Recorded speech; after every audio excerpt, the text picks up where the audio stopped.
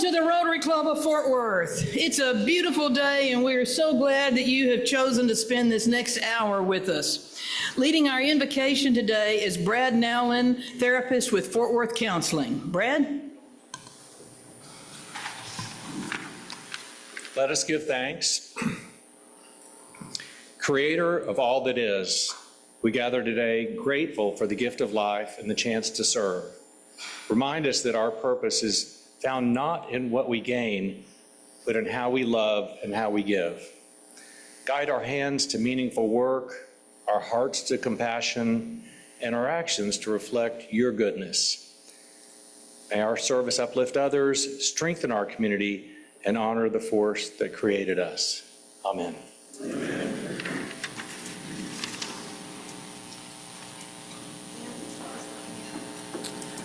We will now be singing the national anthem a cappella, so please join me.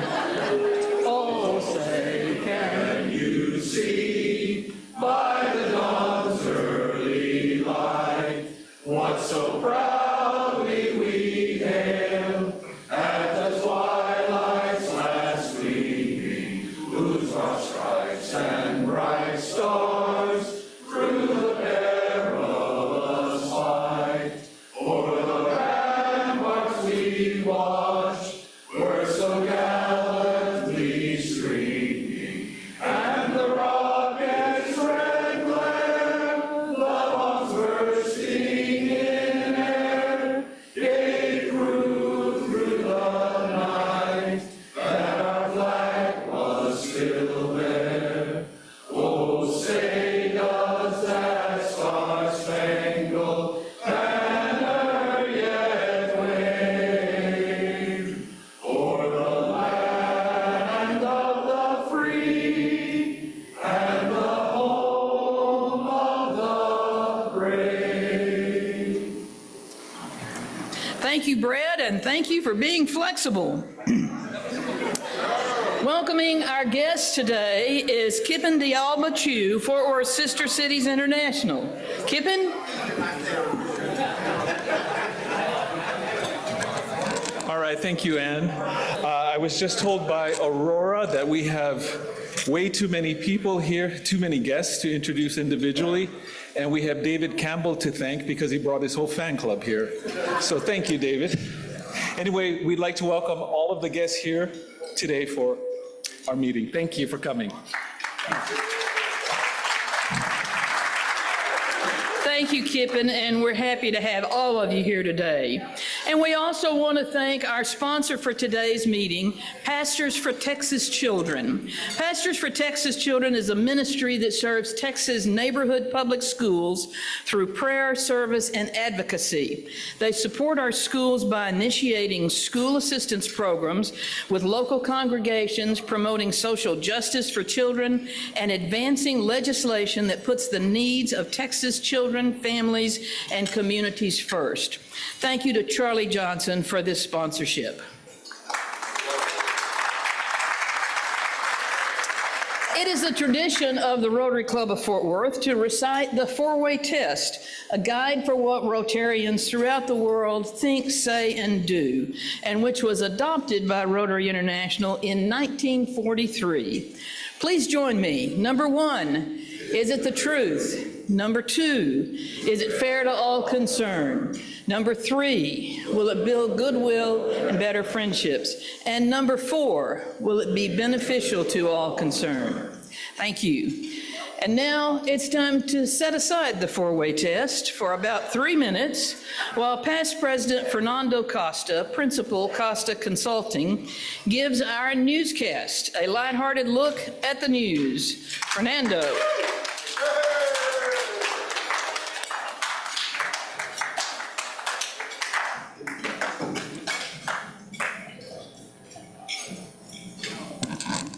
Thank you, folks. This is starting to feel like a Fort Worth ISD convocation.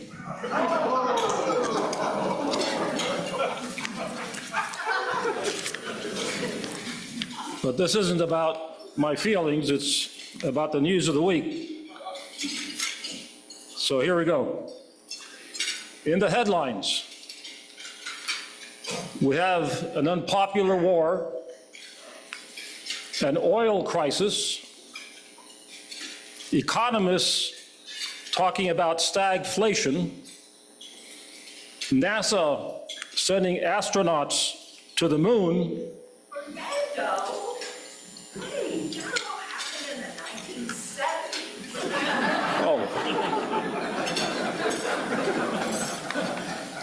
Harriet, you're right. I have the wrong newscast.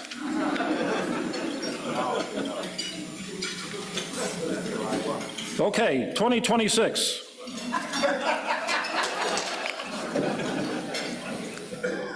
In business news, Dallas-based Southwest Airlines announced the other day that it will no longer offer service to Chicago O'Hare or Washington Dulles airports. Industry analysts say that they're puzzled because the airline has never offered service.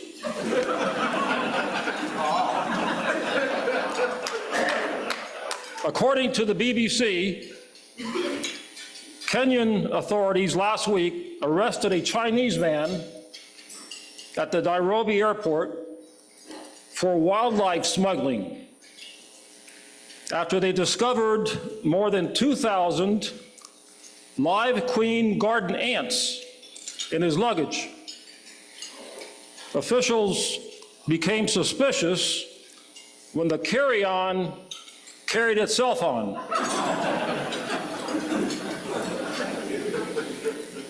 Now, Dr. Licata may want to verify this next story. A Florida man was arrested this week after he allegedly broke into the restaurant where he worked, stole $500 from the cash register, drank a bottle of wine, and took a nap on the couch, which in Florida means 6 more weeks of summer. He says yes. In health news, the medical marijuana industry held a heavily promoted job fair in Austin this week. More than 20,000 job seekers meant to show up.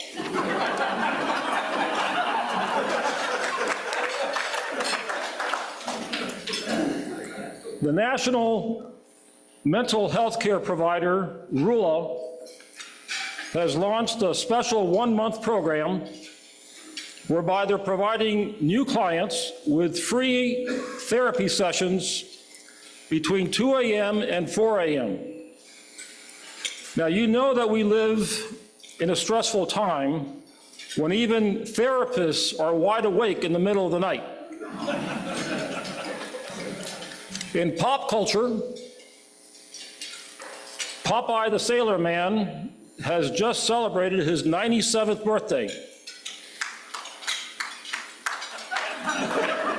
Now, Bob has known Popeye.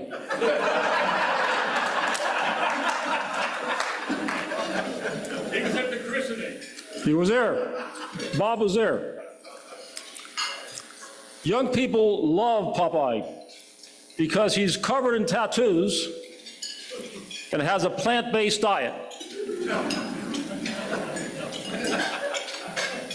King Charles's puppy is missing.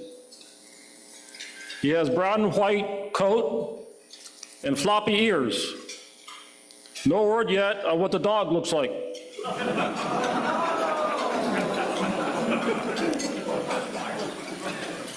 The restaurant chain Applebee's has just updated their menu with a New Orleans-themed Big Easy burger.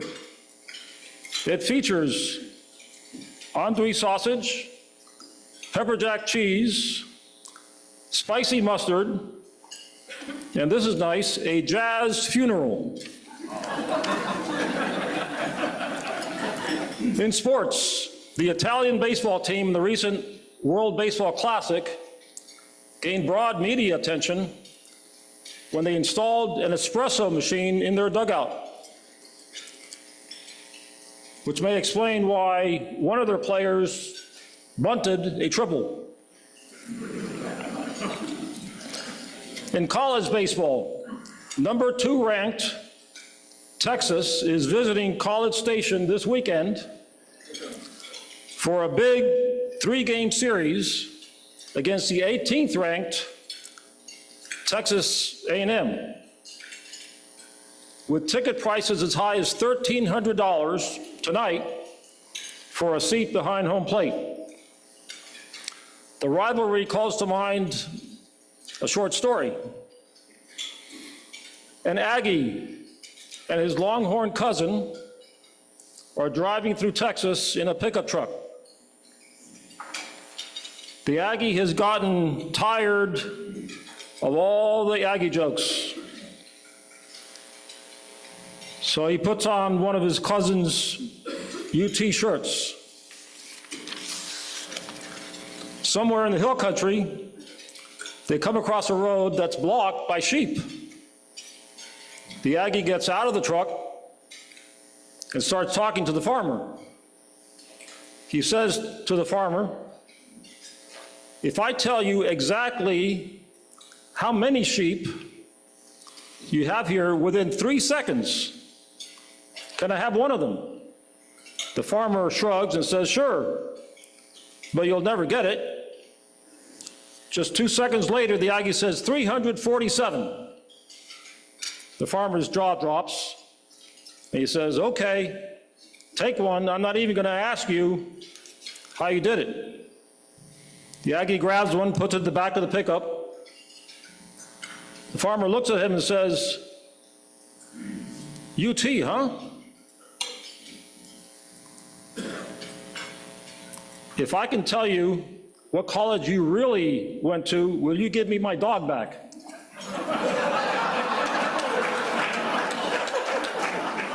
The weather for this weekend should be mild, with a good chance of April showers. Regardless of the forecast, may the road rise to meet you. May the wind be always at your back. May the sun shine warm upon your face and rain fall soft upon your fields. And until we meet again, may the good Lord hold you in the palm of his hand. Have a great weekend.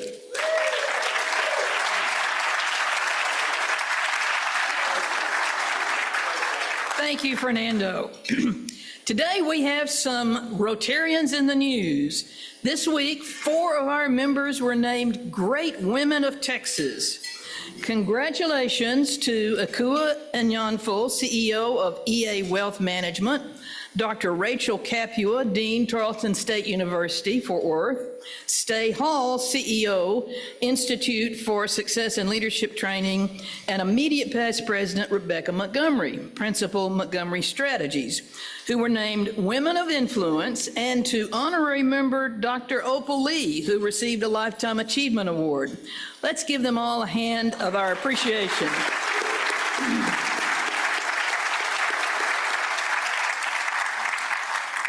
Great to see Rotarians in the news. Now it's my honor to present 4 blue badges. Since we have several guests, for those non-Rotarians in the room, all new members start their Rotary membership with a red badge. When they've completed 6 acts of service, they're presented a blue badge. Our motto in Rotary is service above self. Here to receive their blue badges are 4 of our newest members. So if you'll come forward now. First up is Andrea Ash, and she's with the Library Foundation. Congratulations.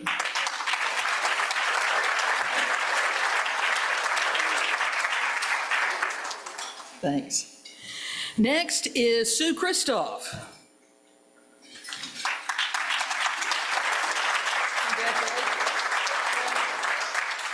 Sue was saying she did her 7th act of service today. Don't let the fact that she's a financial advisor worry you at all about that, since you only have to do 6. Okay, next is Kippen Dialba Chu.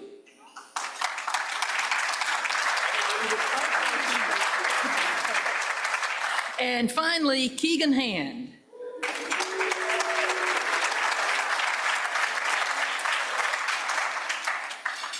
Congratulations. thank you to all. We appreciate your service and congratulate each of you on earning a blue badge. I'd now like to welcome onto the stage Board Member John Laudenslager, owner Black Tie Realty, who has 2 second readings for us. John? Thank you, Madam President. Good afternoon. Great to see a good crowd here, and we're happy to have 2 second readings today. The proposed members are Wayne Atchley, Vice President of Regional Campuses for UT Arlington, my former employer. Classification Higher Education Proposer James Emmons. I move his election subject to attending a new member Rotary information session. We have a motion. Is there a second? All those in favor, please say aye. Aye. Any opposed, nay? The ayes have it, and we welcome Wayne.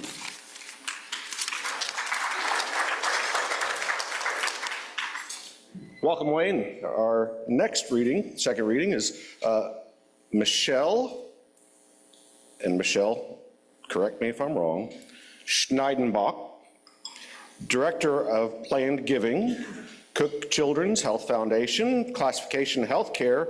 The proposer is Meredith Howler. I move her election subject to attending a new member Rotary information session. I have a motion. Is there a second? All those in favor, please say aye. Aye. Any opposed, nay? The ayes have it, and we welcome Michelle. Thank you very much. Thank you, John. It's always a pleasure to welcome new members. If you know of someone who's interested in joining the Rotary Club of Fort Worth, please see our membership recruitment chairman, Deanna Stewart and Rebecca Montgomery, for more information. And now it's time for today's program. Introducing our speaker is past President Courtney Garner Lewis, Fort Worth Area President, First Bank, Texas, and the newly appointed Vice Chairman of the Fort Worth ISD Board of Managers. Courtney.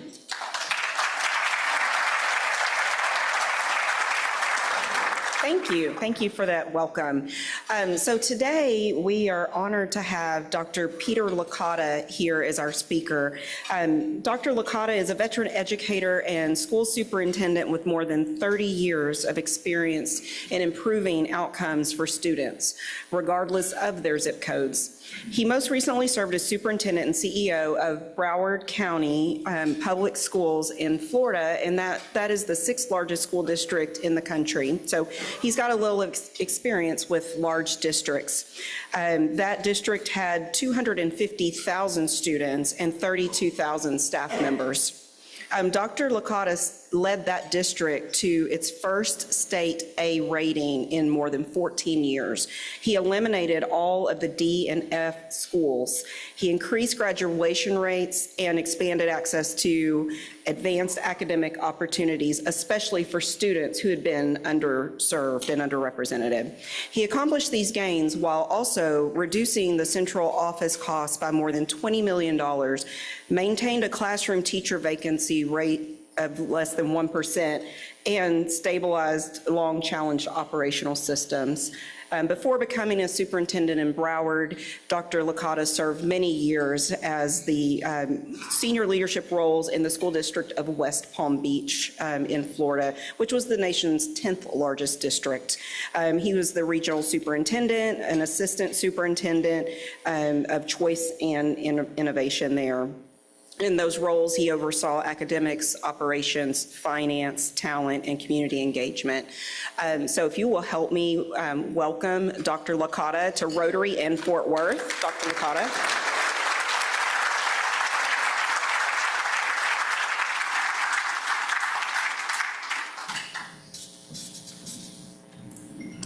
Not bad for a new knee. I got a new knee Thanksgiving. It was wonderful. So I will need a few extra strokes back there. Yeah. It's funny, I spoke with the pastors yesterday, and thank you for that, Pastor Charlie. And a lot of you are going to hear some of this repeated, but I was so moved yesterday by the group, being, a strict Roman Catholic for so many years, to be in a room full of pastors that I don't believe any Catholics were in there. I was so moved on my way home last night. I actually drove past the first liquor store. But there's a shopping center right after that that has a wine store, so I pulled into that one. So you got work to do. Listen, we all need a drink after being with preachers. Somehow I still left with some money, and that was the best part of it. So I served Mass for 7 straight years with a phenomenal priest, Monsignor Barry, and this is off script, but he was a prize fighter in Ireland, and he came here. And you talk about learning lessons about the world. Old school, talked a lot with his hands, like my dad, if you know what that means. But it gave me a lot of opportunities, and I'll get to those in a bit. But some of you all are going to hear this again. And I said all y'all, I got to say all y'all, because it's a bigger crowd, and I'm in Texas now. The Florida man story is absolutely true. I'm surprised that he wasn't awarded with something for doing that, in essence. But I'm gonna get serious. 24,914. Now let me change that. 24,914 children. That is the number of students in our district that cannot read at grade level. Sounds different than 38%, doesn't it? I come from an area where 64 and 65% were our reading proficiency, and it wasn't high enough. We would take that today. Think about that number. I'm gonna be doing graduations in a month from now in the Dickies Arena. We could fill it twice with the children that can't read at grade level in Fort Worth ISD. That's educational malpractice. And I've never met anyone anywhere that said, I want my children to have a mediocre education. I'm not sure if they can read, and that's okay. They'll be all right. That's not acceptable. What the wonderful Mrs. Lewis didn't tell you is I stepped away from Broward County at almost a year because of a health condition that it's under control. I was at the height of my world. I was superintendent of the very place I was born at, 10 blocks away. My office overlooked the place where I got married. 10th floor overlooking the ocean, the cruise ships. I used to say mean things on Monday morning to them as they went to vacation and I went to work. They were extending my contract for 4 more years. I had 0 teacher vacancies. We were going to be our first A, balanced budget. And I made a decision with my brain instead of my heart. That was a tough time because I remember that day more than the day I got the job. And after about 6 months of treatments and such, I sat around for a year and did some consulting and played a lot of golf and did quite well on the handicap. I still need strokes though, by the way, sir. My buddies were taking money from me because they were sandbaggers. I had to go back to work. I was talking with a gentleman that we all know who I'm speaking of about helping out in this state. And one thing led to another. The next thing you know, I get a call. Would you be interested in taking Fort Worth as a superintendent? I'm not sure that sentence was finished before I said yes. I had been offered some other places that weren't me, places that were going to be wonderful. One of them was New Jersey. Nobody moves to New Jersey. My father's from Jersey. And I realized, as I've said before, some people have called me crazy, some people call me stupid. I call myself lucky. Because I get to do something that not many people do. And I get to do what I love doing. And I think most of you know the story. When my father's funeral is when I changed from being a contractor and a business owner to going back to the University of Miami, where they beat the Aggies recently in football game, yeah. And I knew that this was my calling. And being out of the game at the age of 61 and playing way too much golf, I realized I had such an opportunity here. So we've sold everything in Florida. We're about to sell our house in Lafayette in about a half an hour as I walk through the house on my phone. And even better, I just signed a contract to purchase a home this morning. But so in Fort Worth ISD, that was the stipulation. I don't know if it's in my contract or not, but that was my stipulation. I think it's very important that I live amongst us, shall we say. It wasn't the most important contract I signed this morning. We have currently, and I'll run out of here as quick as possible, we have currently about 16 people from all over the country that are proven leaders, that lead schools, 2 of them superintendents, that have asked to join our team to make a difference in the schools. When I was asked about what is my biggest fear, because some folks felt that I wasn't going to be able to attract attention or know what the greatness we have and around areas, and you don't have the relationships of people to come follow you, I said, I don't think that's going to be a problem. And then someone asked me, and I've said this before, well, don't you feel at a disadvantage because you have no relationships with people in Fort Worth, which is absolutely true. That has changed.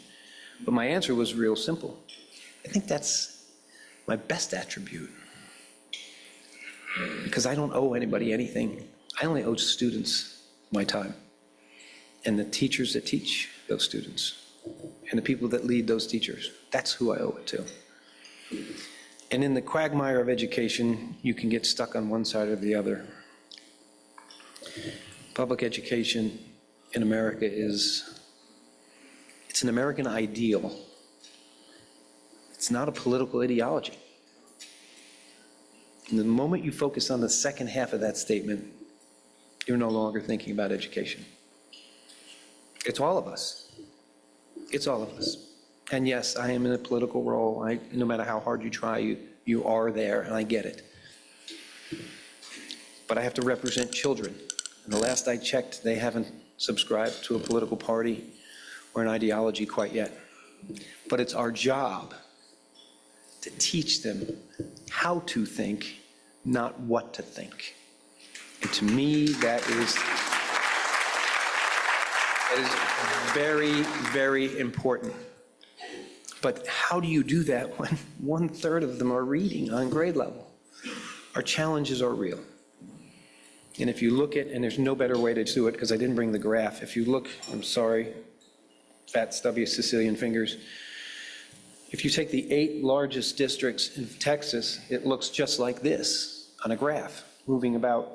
That's Fort Worth. It's been Fort Worth for about 8 years. I'm pretty sure when we talk about how great Fort Worth is, we don't start with our school system. And that's not telling the whole story. The community is only as good as the educational system it provides for the next generation. I would prefer being in the mountains of Italy, in a little piece of land that I own somewhere in the Umbrian Mountains. But this is my calling. There's a story that Henry David Thoreau and Ralph Waldo Emerson, very good friends up in the Northeast, and I might be showing my education side. But Emerson goes to visit Thoreau in jail because he didn't pay his taxes. And he says, Ralph, why are you, or Henry, why are you in there? And his response is, why aren't you in here? Which is really why I'm here. Why Fort Worth? I can't think of why not Fort Worth. It upset my 4 children, my 5 grandchildren, soon to be 6, will not be happy that I'm not there a lot. But I'm not done. And this isn't about me. It's about what I think I can do with a great team and the great support of what I've gotten from every side that I've mentioned earlier. Both sides, every organization, everyone has been fully, fully supportive. Is it the best of ways to go about it? No, nothing I can do about that. But I do know something has to change systemically.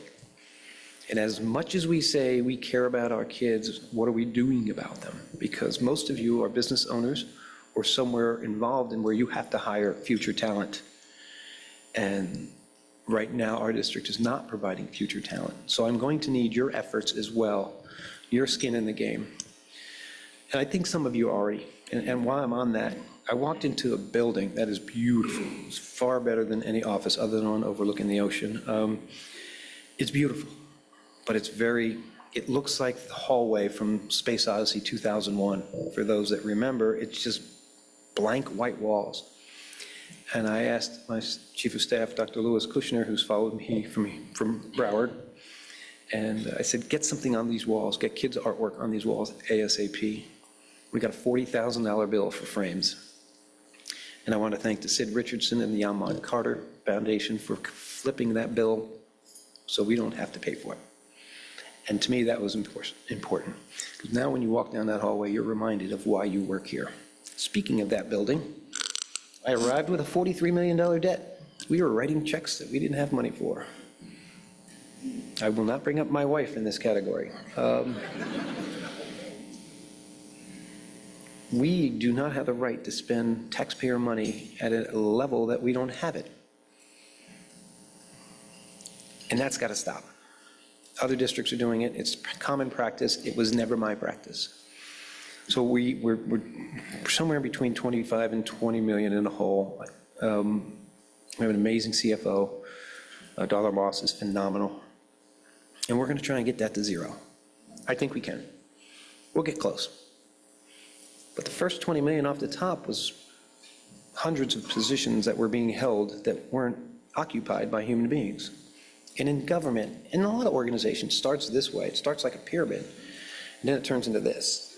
Because we forget that when we add new stuff, innovation, AI, technology pieces, and people that have to support that, we keep the stuff that we won't be using anymore because we're fearful our budgets will shrink and we won't get what we need or we'll lose that position.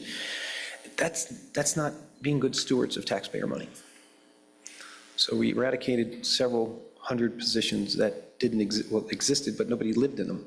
So that was an easy one. And I asked my staff, if you really need these positions, email me, text me, tell me you need it, tell me why.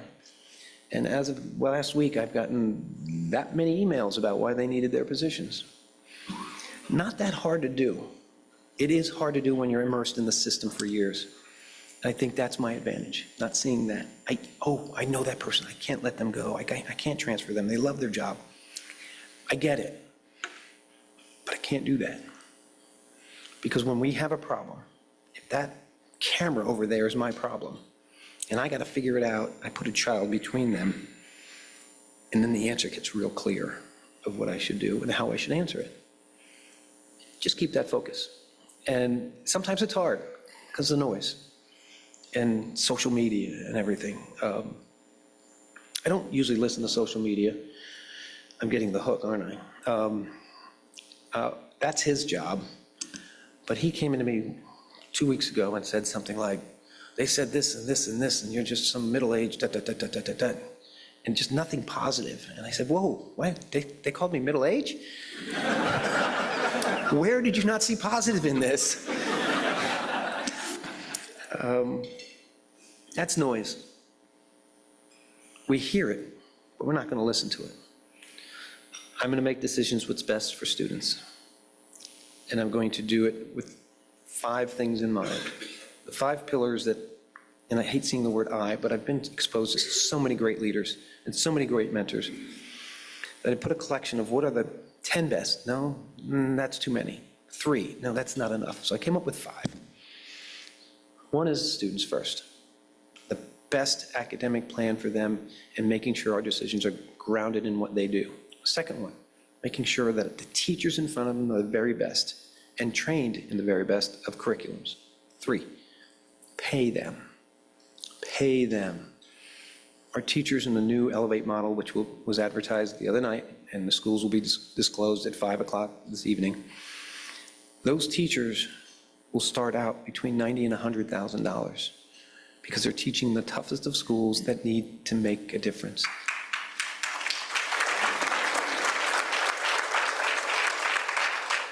surprisingly enough, those schools that are DNF don't have a lot of kids that look like me.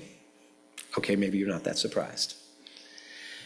We cannot accept the idea that where you come from, what you look like, who you pray to, and how much money your parents have determines how much we believe you can learn.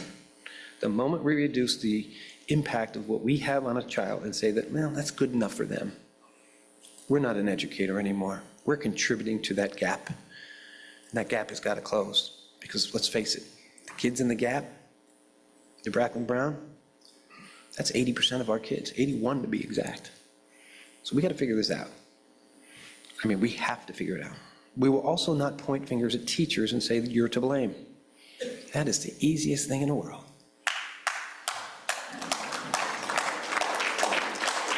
We are going to start with who leads those principals.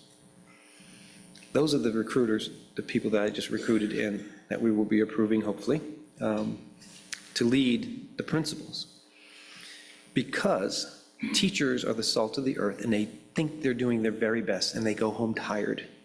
But they are not effectively communicating the standards in order to do what's best for children. Not their fault. It's a system that just grinds out mediocrity. It's not their fault. You know, the famous line, Good Will Hunting, it's not your fault. I was in 6 classrooms this morning, and we walked in, and the teacher just froze, and she's a good teacher, young teacher, probably, well, everyone's young to me, except for you over there. And you could see her just crumbling.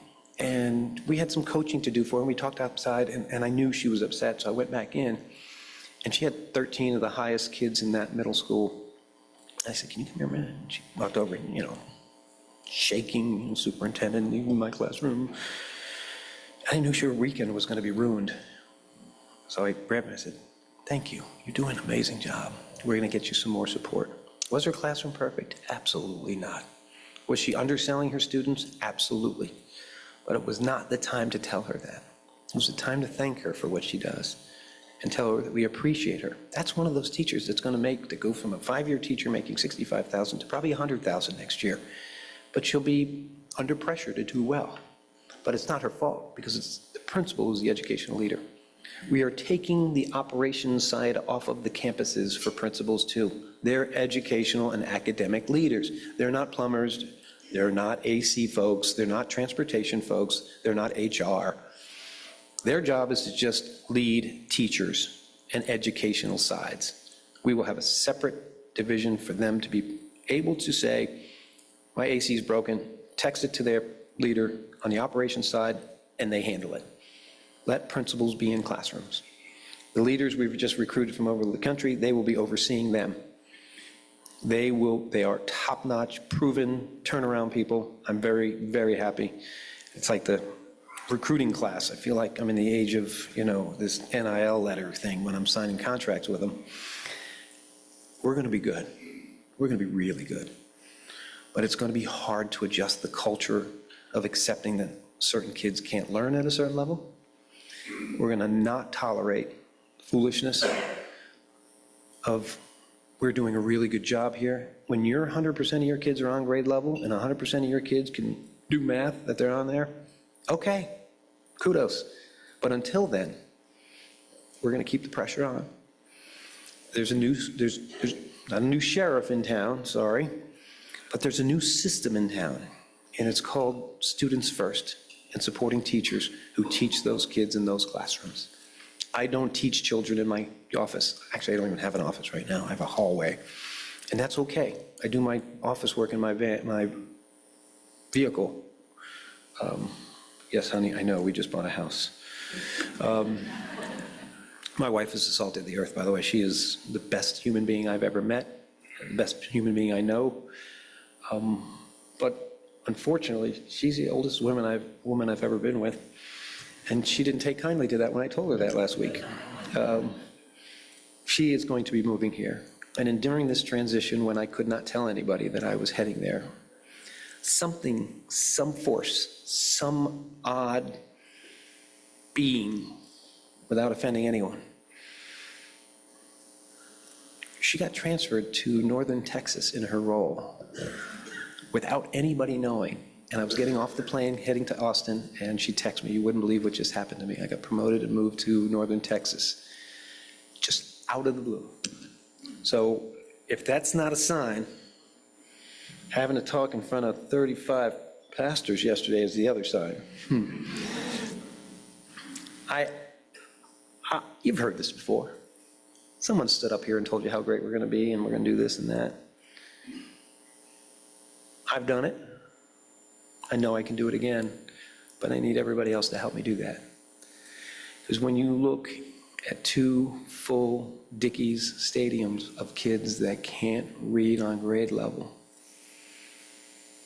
you are morally obligated to be involved in the very community. And I'm pretty sure it fits some of those 4 bullets that we talked about earlier. The very community you proudly talk about in public. And we have to do it together, because Pete Licata can't do it alone. There may be some tough times, there may be some bad articles, they may call me old, that'd be offensive. But I'm only going to make decisions for children. And yes, this is the smallest district I've ever been involved in. We only have 67,000 kids next year. Our budgets are shrinking. We'll do it. We'll figure it out. We got it. But we're going to make kids first. And that budget is going to be everything that comes across your desk for approval. At the bottom of it has 5 boxes. Which pillar does it meet? Because if it doesn't meet any of those, it's not coming to y'all. We got to make sure we're focused. So I'm sure I will see you out and about, as my buddy says. But if I do, your job is to tell me what you're feeling and what you're seeing and what you're hearing. Not to ask me if so-and-so can go to that school or so-and-so can go to this school. My total vision is that nobody ever needs to worry about the school they're going to. Because when you look at certain schools in certain neighborhoods, they don't look like certain schools in certain neighborhoods. So we have to fix the way the buildings look too. This is, as a Fort Worthian that owns a pair of boots now, this is our moral imperative, because this is an amazing town. I've met some amazing people. Everyone is friendly. Got to work on the Italian food a little bit. You got to work on the Italian food a little bit. Barbecue is great. Tex-Mex is great. Had sushi last night at a team meeting that was really good. Got to work on the Italian. But it's a great town. It's the biggest small town I've ever been in, and it is amazing. But we're missing something. We're missing something, and we know what that is. The very future that we all got to look up to and be successful because someone taught us how to read, someone gave us opportunities. Our kids aren't getting that. And in 60 years, 50 years, 40 years, this room may not even exist because we don't have the opportunities for our kids. And that would be a darn shame, because our moral imperative is to leave this place, when we step off this earth, a better place than when we got here. So this is my mission. This is what I'm going to do. And I can't think of a luckier person around. So I appreciate your time, and I will take some questions. I'm really good about not worrying about what you ask me. I'm going to go in order the way I saw them. Gentleman in the yellow shirt. I'll repeat the question so you can hear it.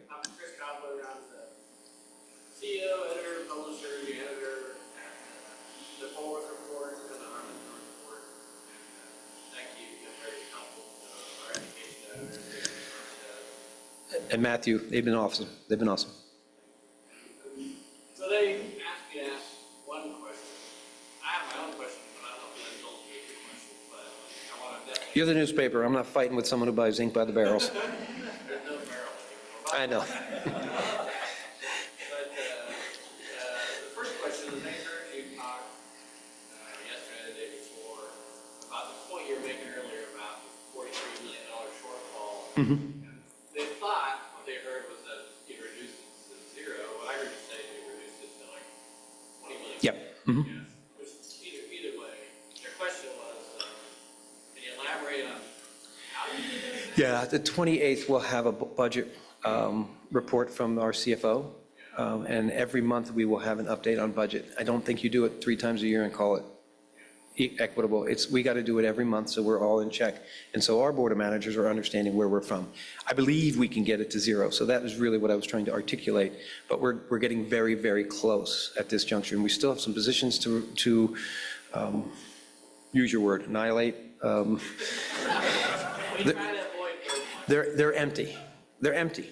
We paid for 10 eggs, and then we bought 3 more eggs, but these eggs are empty.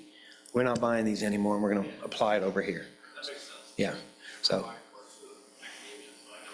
well, we had a little struggle yesterday with that business proposition. So what was your second one, real quick? Second question is really my own, as I've been reflecting on it, talking with leaders who really care about this issue, which it does make forward now. And our job is to hold up a report card on your work, right?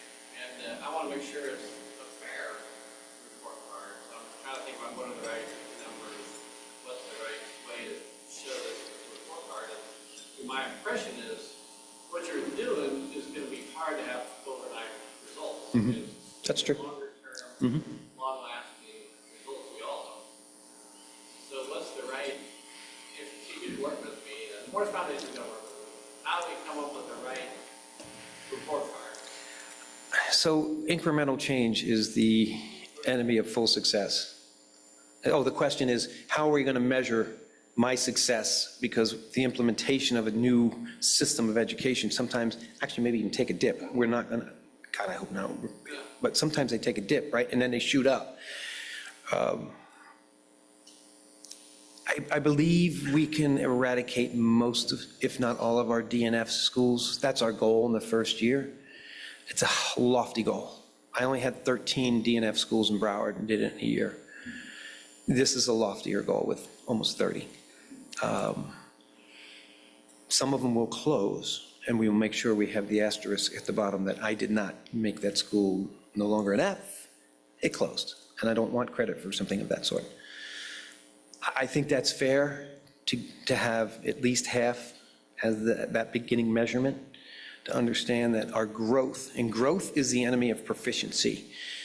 If you have a child who moves a year in growth, that's a big win, isn't it? Not if they're 3 years behind. You just didn't do anything. They're 6th grade and they went from a 2nd grade to a 3rd grade education. That doesn't help.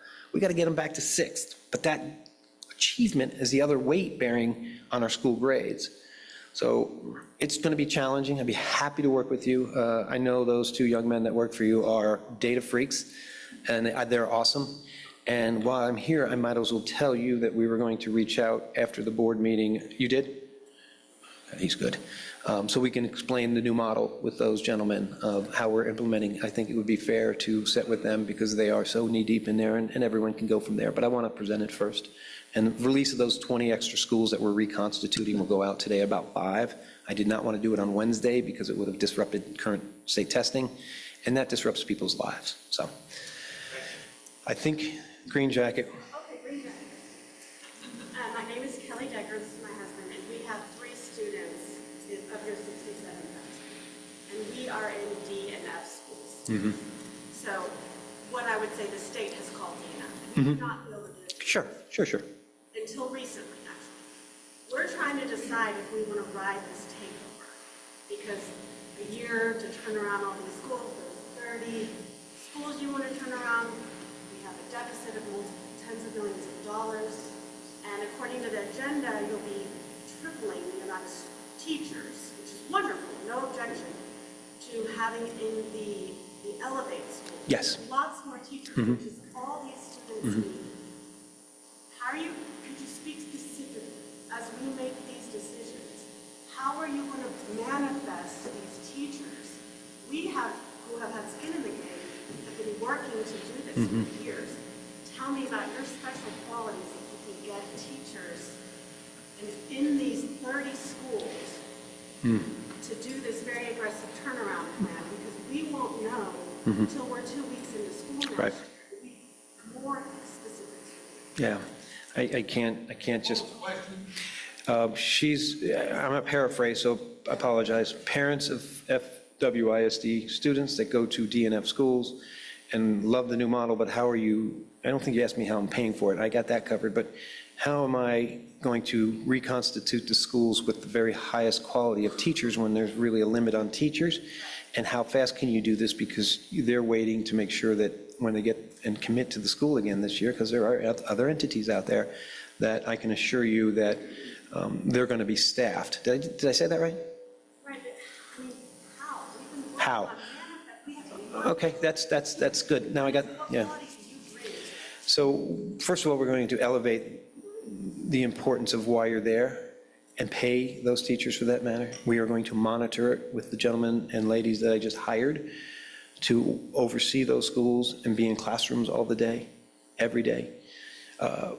Getting those number of teachers is the biggest challenge. We're hoping to compete with the neighboring districts, but it's a rigorous process to become teachers in those schools. Those are our main focus. We will move teachers from one school to the other where they apply to. But yes, that is the challenge. There will be additional teachers in those schools because we're eradicating substitutes. There will be no subs in those schools. There'll be additional teachers or intern teachers. So when that teacher is out, they immediately get a student see a teacher that day. At the end of the day, it's a little more expensive, but it's well worth the bang when you remember about substitutes when they showed up at your class, right?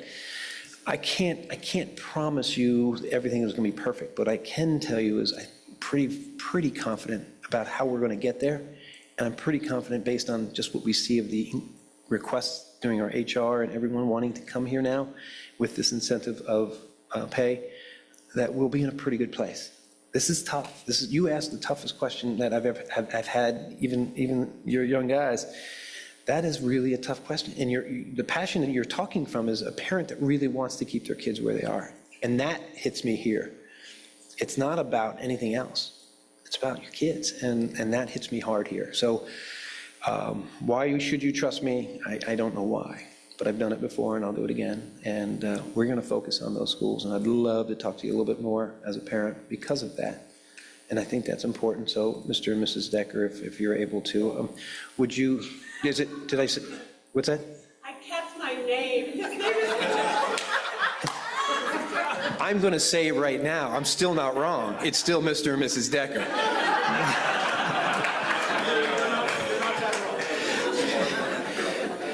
Who's he fooling? Come on. Will you please arrange so they can get my number and we can have a conversation? I think, sir, who looks like you're straight from Fort Worth, sorry. I mean, if that's Fort Worth, that is it right there. So you mentioned the hiring paid for the teacher. From the student experience, can you just briefly summarize for us what can the student expect different that's going to bring them to grade level or better reading? God, that's a great question. I didn't pay you for that. I was in a school today that's an F school, reconstituting it. The new principal's already there, walking the halls with us.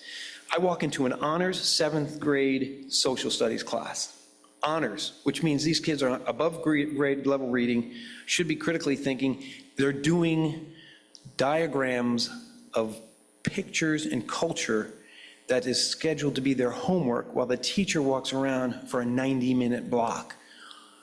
The word teacher means you're teaching at some point. That's not teaching.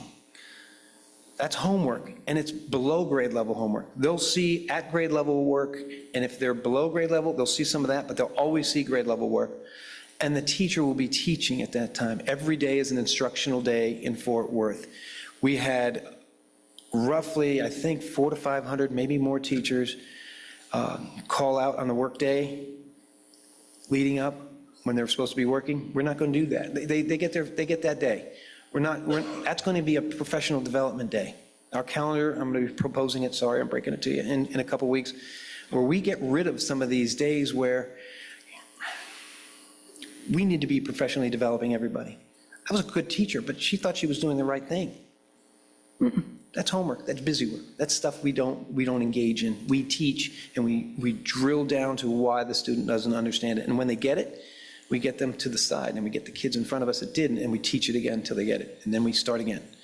It's going to be a different model. Kids are going to be tired. Not teachers, but kids are going to be tired when they go home. I got one or two more questions because I'm getting the timekeeper thing. Mine's quick. You mentioned 5, don't mention 3 of us, can you share the other 2? Oh, those are special. Those are long. College, career, military readiness. We are going to overhaul this system to give middle school students an opportunity to learn trades, to learn certifications in technology, to start doing their doctor and medical and nursing stuff, like I did in Palm Beach and Broward, where students leaving 8th grade were ready to go into hospitals at 9th grade and start doing some intern work. We're a shortage of nurses. That's going to take me a year. But middle school, these kids need to be in a program. And if they don't like it, that's fine, they step out. But every school should have high school should have a medical program, a technology program, and we should be pushing hard, and that's how it was in Broward, that these students get the choice of whether they go to college or career. That's not our choice, it's theirs, and train them in both ways. Yes, sir. Oh, the 5th one is lean organization, and all money goes to classrooms. So I'm working on that 5th one. Just what happens when you close the letters, where are those kids going to go? You're going to close 20 schools, whatever. Yeah. So he's asking what happens when you close the school. When you close the school, students are assigned around the school like this. The school's in the middle. What happens is the school here, here, here, and here, maybe just here and here, they're split up regionally or geographically closer to the next middle school or whatever school they're attending.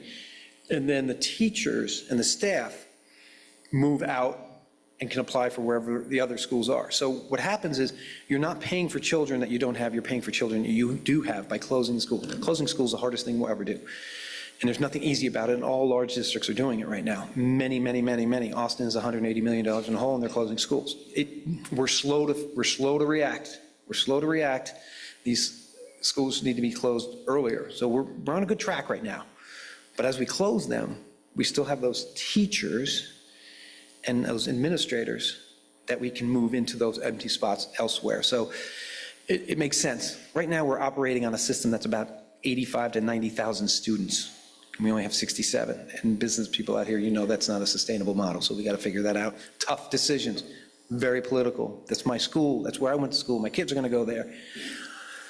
Emotion has to come out of it. That's that relationship piece I'm very proud that I don't have, because it tugs at your heartstrings. One more question. You, sir, in the Hawaiian shirt. The non-Fort Worth look. My name is Gary Cumbie. I'm a former Fort Worth ISD school parent and a 45-year school volunteer. Oh, wow. My question is, you have pretty famously made the case that we don't have time to waste. Right. And I wonder if you can give us some examples of things that we don't have time to do any longer that may be on that time waster list. Yeah, so that's why I brought in 15 people from out of the country and said they need to be, or from out of the state, or in the state. You need to be here at the end of the month. And some of them are high school principals, and I'm like, you make your speech and you come back. We've rearranged summer school. I'm going to ask the board to flip summer school a little bit because we need more kids in summer school. We needed a different model than the state has asked us to do, which is limiting certain kids to get there. We want a bigger, broader range of students.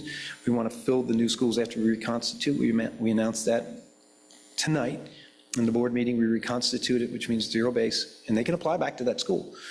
But those are the things we're getting done now. In other places, they've done it in June, and it's been very challenging. This is still very challenging, but we're 3 months out, and we can't waste this runway of me being here in March versus me being here in June. So we also are going to rework the master schedules to make sure that if you're low in reading, you are in a scheduled class first and you're in a double block. So we're really going to hit the ground running in the next 2 weeks, and that's why next week's board meeting, whether a ton of people show up to speak or not, and that's fine, it's public right. But if you're up there telling us how bad things are, talk to me about how bad the reading is first, and think about that and self-actualize that, because it's not acceptable. Change is hard, but it's got to be done. So we're going to move hard and fast. I'm sure there'll be a few bad articles. It's just going to be a change. It's going to be a change. And it's all on the sake of the success of children. And we're going to make adults uncomfortable. And we don't like that. But it's for kids. Do I have to go? I'm sorry that I'm leaving.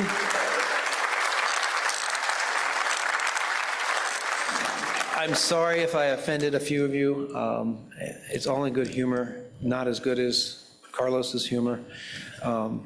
But I am, to this day, a very fortunate human being. And if you see me and you ask me how's it going, I'm going to say the same thing I say to everybody. If I'm complaining, I'm lying, because everything is good. Thank you very much.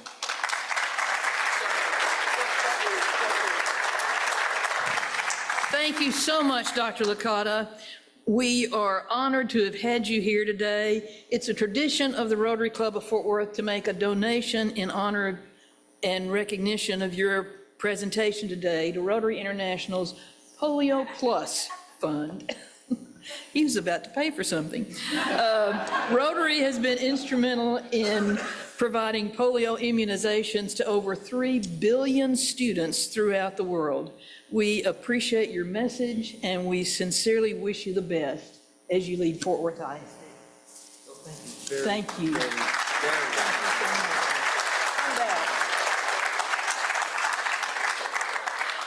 We're going to have you come back and give you a grade in a year. In closing today, we have just 3 announcements. Bear with me. First, the International Committee is meeting today in Suite 305 following this meeting.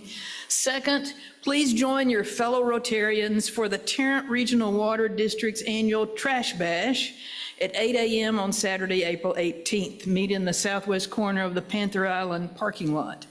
And third, the big event is here. Our meeting next week will be the presentation of the Richard L. Knight Rotary Minority Business Awards, including the first ever Emerging Minority Professional. The excitement starts at 11 a.m. with the business fair, where the nominees will have tables set up in the Camellia Room just outside our meeting room to share information about their businesses. Then at noon, our regular meeting, NBC5's Deborah Ferguson will be here to announce the award recipients. This event is the culmination of a year's worth of work by the committee led by Chairman Rosa Maria Berdeja. It's a special meeting that features outstanding business owners and is sponsored not only by Varghese Somerset, but a large number of businesses that are friends and supporters of Rotary. We look forward to seeing everyone next Friday at 11 a.m., not 12. Also, happy birthday to everybody who has an April birthday, but a special mention for Don Click, who is a very young 75. So how about that? Thank you again to Dr. Licata, and for all Rotarians and guests for coming today. Have a great weekend. Our meeting is adjourned.